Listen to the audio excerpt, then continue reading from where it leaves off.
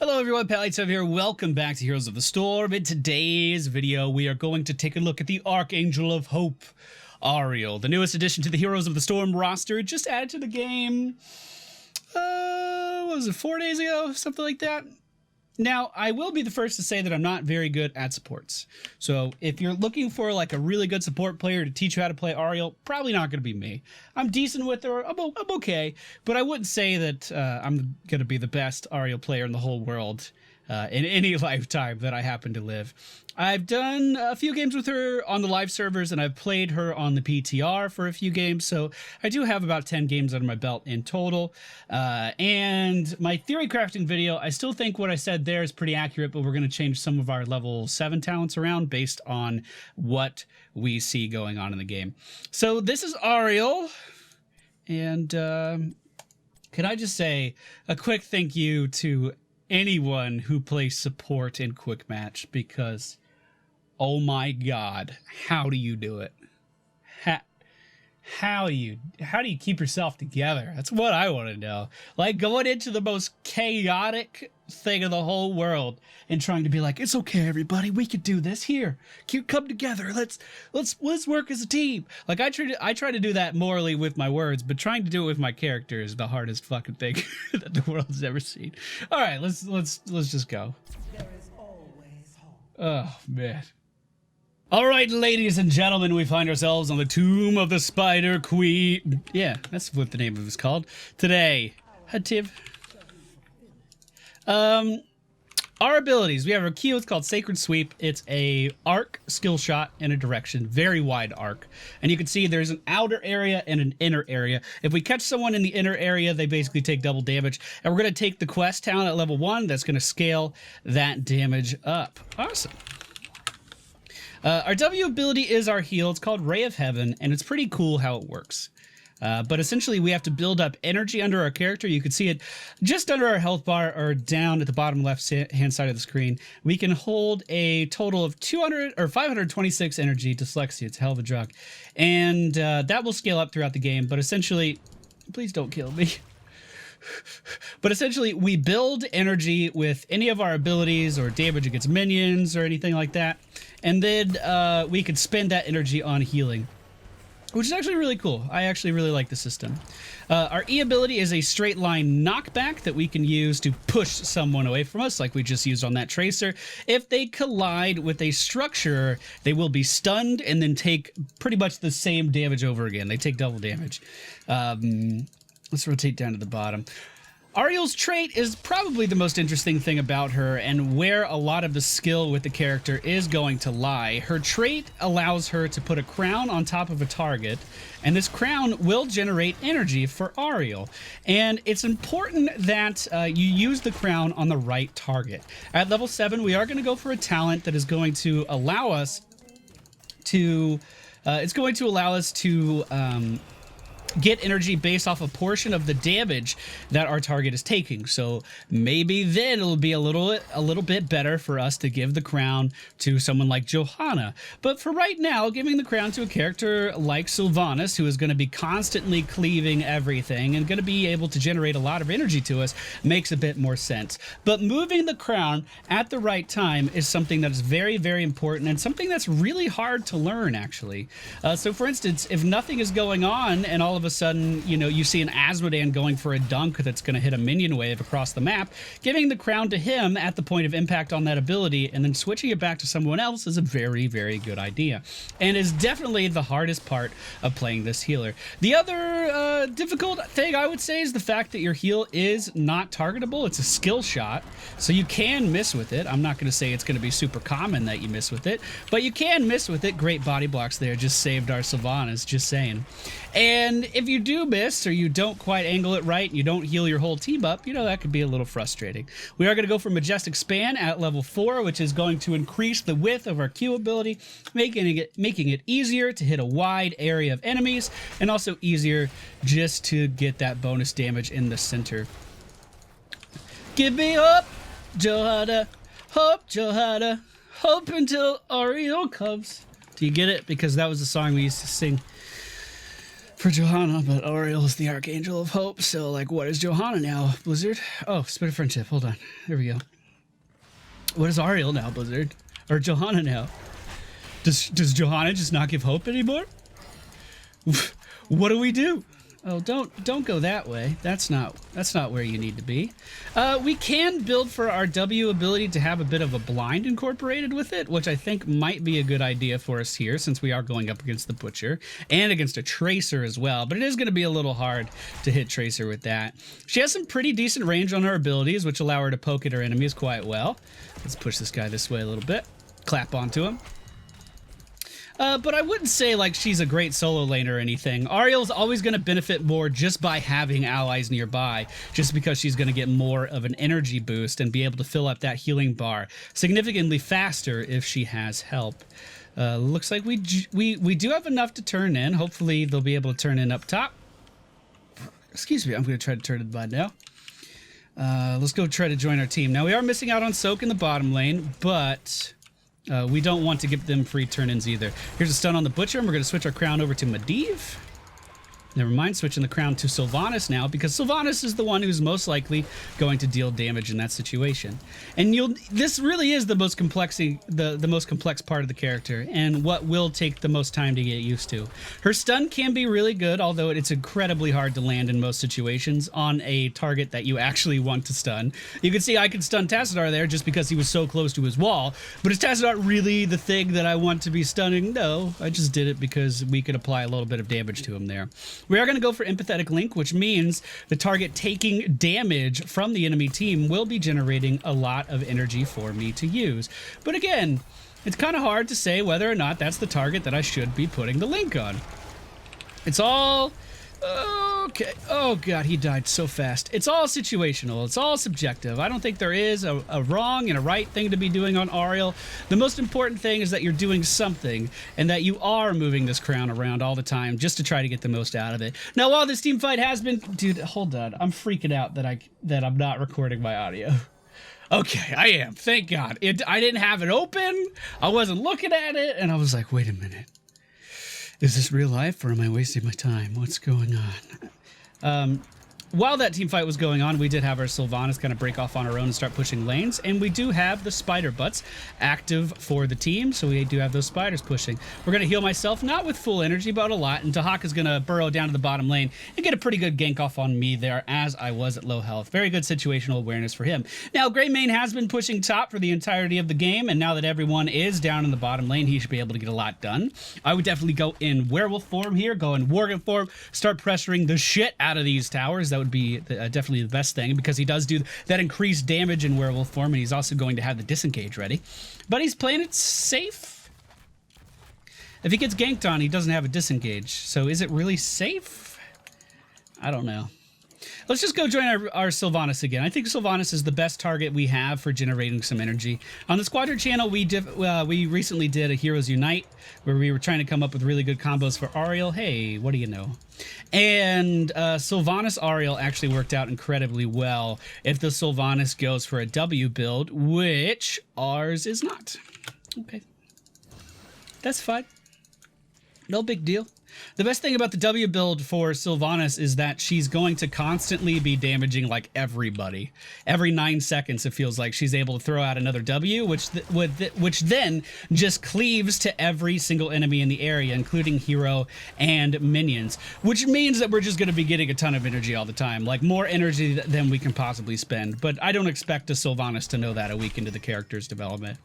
And that's definitely something that if I wanted to take our teamwork to the next level, I could have been like, hey, Sylvanas, would you mind going for a W build just so you could generate some more energy from me? And I didn't do that, so that's okay. We are going to go for Resurrect. I do not, and I want to stress, I do not think that Resurrect is the better heroic. But Resurrect is the heroic that I like more. I get more enjoyment out of bringing someone back to life. I feel like it's really impactful, and I just enjoy making that happen. So that's what we're going to go with, just for that reason alone. The enemy team did overextend there. We are going to pick up 2 kills. And the objective, I mean, it did a little bit, but nothing we can't make up with this Sylvanas. We should definitely push this building down as a team, because we are all here. We can easily do this. I'll go ahead and soak it for a little bit. Go ahead and heal up our Medivh and myself with one fell swoop of our healing ability. And again, we're keeping the crown on the Sylvanas just because she has some very good energy generation for us. Greymane walking across the map into 2 members of the enemy team for absolutely no reason. There was no reason to leave our team there. And more importantly, no reason to walk into 2 members of the enemy team that were showing on the map the entire time. But it doesn't look like he's going to die. We'll come up and we'll give him some assistance. Can't really stun anybody here, but we could just use our Q. One annoying thing about the Q ability is that it can be interrupted so easily. So it could be interrupted like halfway through its animation. So you'll notice, whoa, that wall totally messed up that Dahaka ton. I've never seen that before. You'll notice that while I was mid-animation on this Q, if you go back and look, it was completely pulled apart and to the side. Like, as it was closing in, it was interrupted by the enemy team's Dahaka with his tongue, which is real annoying. I have full energy for a heal here. I don't think it makes sense for anyone to really come pull back for me, but we might be able to res our Medivh if we're real sneaky about it. Let's see if I can do it. Oh, no, can't do it. Can't do it. Dude, Resurrection just by itself has gotten me killed more so than just about anything in this game. Just because I'm trying to set up for these reses to help our team out, I'll like go out and I'll go overextend and it'll be really bad, and it's something I shouldn't have done. But I always want to just get that, I want to get that player back in the game as fast as possible. I have noble intentions, I swear. We need to be closer. These guys are just going to keep resetting. Let's go ahead and heal here. All right, so all in all, I would say this has been a pretty close game so far. We definitely have more deaths than the enemy team, but that's okay. We can make a comeback there. The enemy team actually going for boss right now. We can definitely get on this and interrupt it. We are going to be missing our Johanna, though, so that's important to mention. Greymane ready to go in, though. Should be able to do a lot of damage here. We were a little bit late to the party, and we are going to be fighting right under the boss now. The Butcher engaging on our Greymane. I'm going to go ahead and stun him in the wall there. I'll just heal us up after that pulse bomb from the Tracer, and honestly, we should just be leaving at this point. We should just be hard disengaging. Greymane, on the other hand, decided to dive 5 people. He did manage to kill the Tracer, but of course, Tracer has an Auriel on her team as well, and that Tracer is just going to be healed back to full health. I was trying to heal our Sylvanas there, but she left before I had the full heal ready. Now the enemy team is pushing with a boss and with the objective, which is always a little scary. Use knockback there, continue to cleave with our W here, heal up our Sylvanas. She might be able to keep generating some energy for us pretty safely with that W. Yeah, we're safe on the other side of this wall, and just look how fast we're getting that energy back with her constantly cleaving damage in here. It's actually really, really good. We're gonna go for Blinding Flash here. So if we manage to hit the Butcher in the middle of that clap, what it's gonna do is it's gonna blind him for 4 seconds, which is pretty damn strong. And it should allow us to mitigate a lot of the damage that he is dealing. We are 2 levels behind the enemy team, so if they hit 16, we're gonna be a full talent tier behind, and then it's important to remember. We need to try to stay competitive on these talent tiers. Looks like we're able to clear bot just fine. We definitely want to try to go for a turn-in now. Turn-in's going to be one of the most valuable things we can possibly do. Let's give the crown to Johanna because she's scouting up ahead and might be mitigating some damage for us. I have enough to turn in. I'm just going to go for it. Maybe Medivh can interrupt. Looks like he can. And that's going to be an objective for us. Now going to rejoin the team down in the bottom lane. Their Auriel is out of position. Oh, never mind. I'm out of position, boys. Good shield from our Medivh is going to keep me alive. Very nicely done. We're running away from a Dahaka that's actually not dealing any damage. Greymane once again completely overextends and gets annihilated. Let's just keep kiting backwards, boys. Let's just keep kiting backwards. I did miss my heal there on Sylvanas because of that force wall. That is a frustrating reality that just happened. All right, the enemy team way ahead on this objective, or way ahead on this XP, even though we have the objective. The problem is our objective was so pushed back in these lanes that it's going to be really difficult for them to get any value. They're going to be able to rotate up and kill them no problem. Let's pep talk at Greymane. Hey, Greymane, can you stay behind Johanna? I'm having trouble healing you. Let's go with that. It puts the blame on me. Hey, Greymane, I'm having trouble doing this. Can you please stay by Johanna? That might work. That may not tilt the guy. We'll see. Maybe he doesn't read. I mean, who knows? that is a possibility. And again, I'm not going into this match saying that I'm the best support player. I'm not going into this match saying I'm the best Auriel player in the whole world. But I'm trying. I'm trying real hard. I promise, team. We'll go ahead and give the crown to Sylvanas just because she's the only one nearest. Medivh is scouting the enemy team as they are trying to turn in. I wanted to interrupt that, couldn't quite do it. We do have a stun on Dahaka here, and that should be a dead Dahaka, I hope. Here's the clap again. We have a full heal for our team there. Nicely done. And now we just need to pressure them away from this person. Here we go. Fucking crown. Oh, he turned around! Yes! Thank you. Oh, no, now he's going back in. I don't know. Dude, this Grave 8's making me feel a little bipolar. I'm getting really good highs and like joy, and then really big like depressing blues. Like right here. I mean, we could try to heal him, and we did keep him alive. That was nice. We also have energy for another heal because of all this damage that's been going on. So, I mean, that's pretty good. Let's go ahead and try to clap. We can... Oh, he's going in again! I actually think that was a really good engage, though. I don't know if my heal did anything there. I'm just trying to spot heal as much as I can when I do have high energy. There are a talent tier ahead of us. That's worth mentioning. We do have another heal for him there. I'll take that one for the team, unfortunately. Tracer decided to go in on me there. Was able to do a lot of damage, but we pick up another 2 kills. The Johanna shield coming out. Tons of Dahaka damage is going to be going on here. They should definitely be pressuring the Tracer away, not the tank, because the Tracer is definitely the most fragile target there. Now, it is worth mentioning that I think that Auriel Tassadar is one of the best combos for the character, because what Auriel, as you may be noticing, what she struggles at is keeping up with like big bursts of damage. Like you're a burst healer. You spend all of your energy when you use your W. I think we're gonna go for Reservoir here, just because I want to have bigger heals. But you spend all of your energy when a target is going in and they're taking damage. So being able to have more of a downtime in between when you need to do those big burst heals is very, very valuable. Now we do have the Medivh, and to an extent he is helping out with that, but Tassadar shields with Leeching Plasma, especially on a Tracer, is something that is very, very strong. I should not be going in here, but I am, I guess. There's a stun on Dahaka. Our team is reinforcing by the look of things. Here's a heal for Medivh. I'm gonna need help. I'm gonna need some serious help over here. Now let's pressure this Tassadar. This looks like a boss steal, boys. Nice! I think the enemy team's Auriel just got a res off on someone. Let's clap back this way. Put the crown on Medivh. He's dealing a lot of damage. Let's try to heal him up. I'm out of position. I'm gonna be taken down. This Tracer is doing a really good job of pressuring me.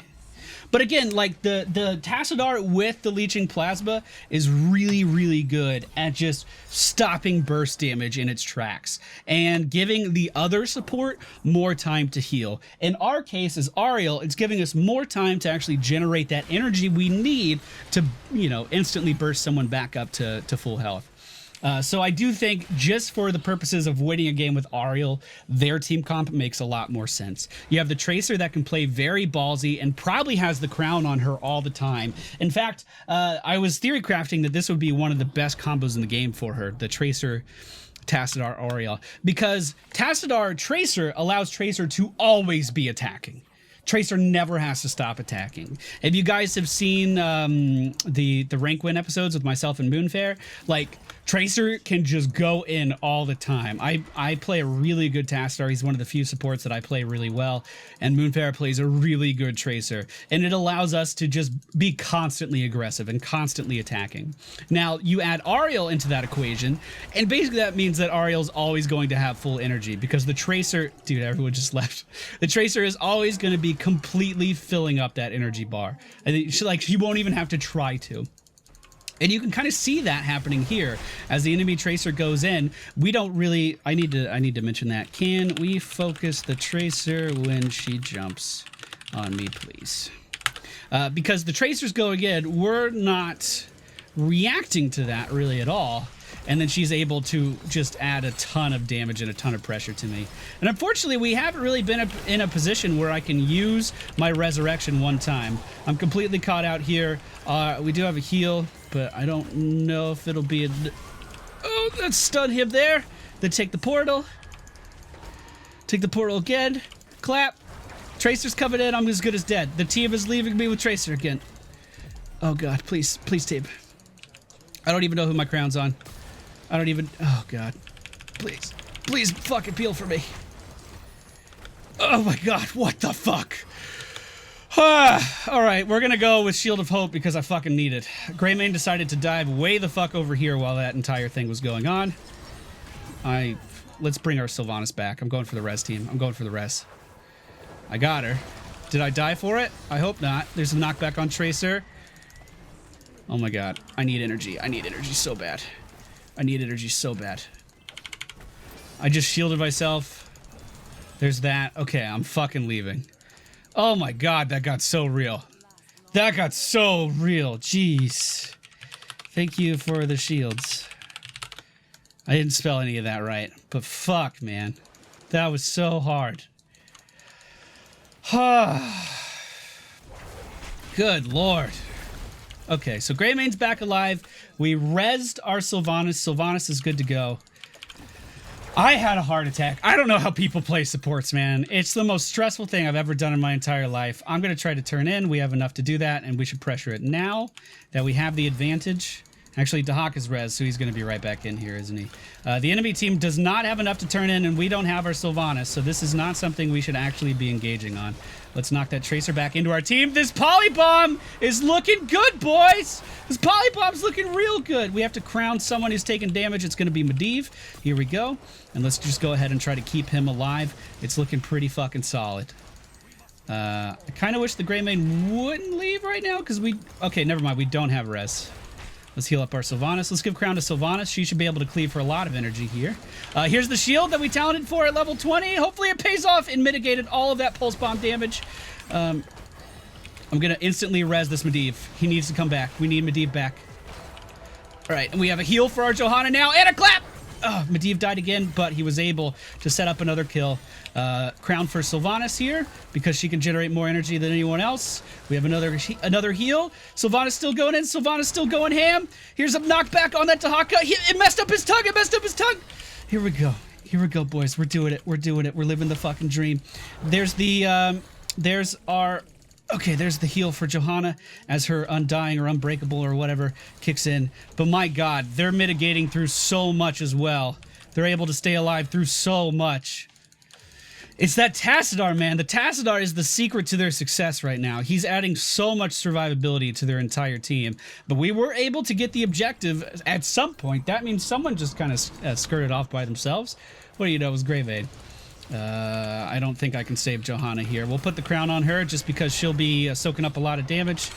But I'm going to die to the Butcher because I went in and I tried to help. At a pretty bad time, too. The enemy team does have to deal with the objective, but they could also just choose to ignore that and push in and get this keep beforehand. They definitely were postured to do so.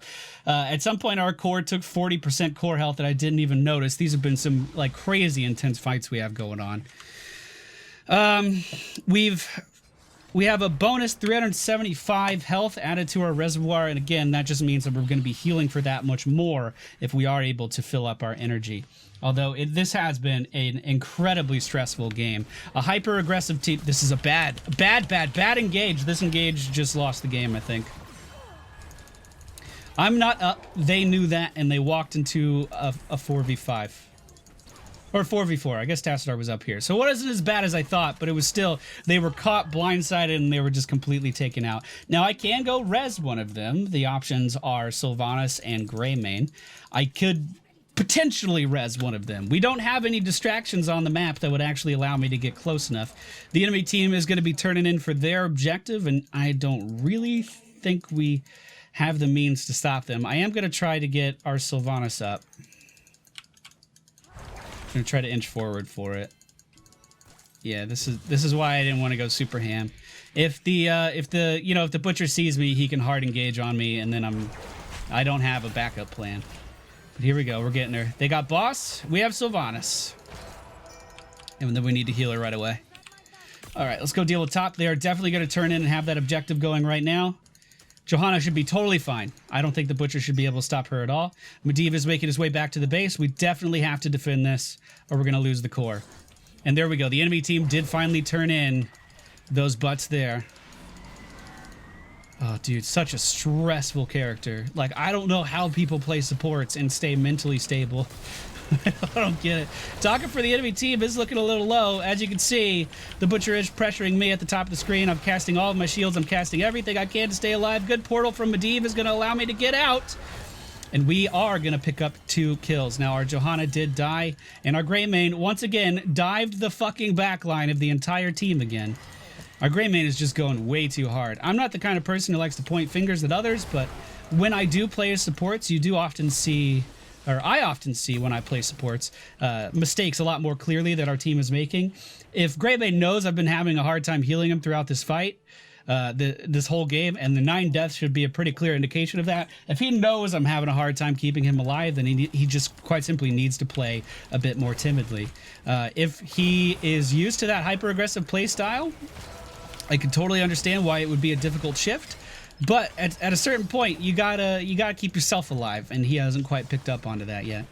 It does look like the enemy team is going to be able to walk in here and get the win, but we had some pretty intense fights in the middle of this whole game.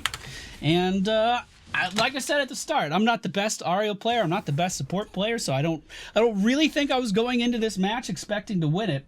But I did try my ass off. I did try my ass off. Now, as far as, like, where she'll be in a year from now, I guess since I couldn't talk about her past, we can kind of guess where her future is going to be. I think that she'll follow a similar trend as Azmodan, actually. Azmodan was the kind of character who wasn't that great when he came out. Once people understood how his builds worked, and once people understood how they could help kind of elevate that Azmodan to the next level by helping him get stacks, it can drastically change the effectiveness of an Azmodan. I think Auriel's going to be the same way. Again, not pointing fingers at our Sylvanas. I didn't ask for her to go for the W build, but if she did go for the W build, that could have been a significant amount of energy that she was generating for me and could have allowed me to heal for significantly more in that match.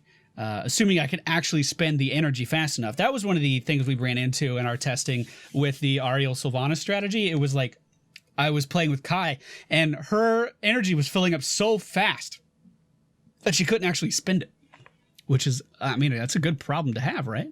If your bank account was filling up so fast that you couldn't spend the money in it fast enough, I think that's a pretty good problem.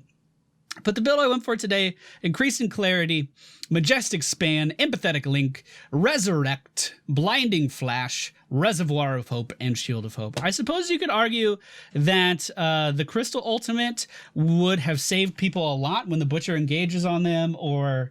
yeah, I picked the wrong Ultimate team. The Crystal Aegis is considered the better one just by general populace anyway. But I like Resurrect. I like bringing someone back to life. But the Crystal is the right situation, the right choice for that situation, just because when the Butcher goes in and does Lambda Slaughter, we cancel it. When Tracer goes in and hits you with the Pulse Bomb, we cancel it. If you get caught in a Dahakatung, we cancel it. Like, it was definitely the right choice.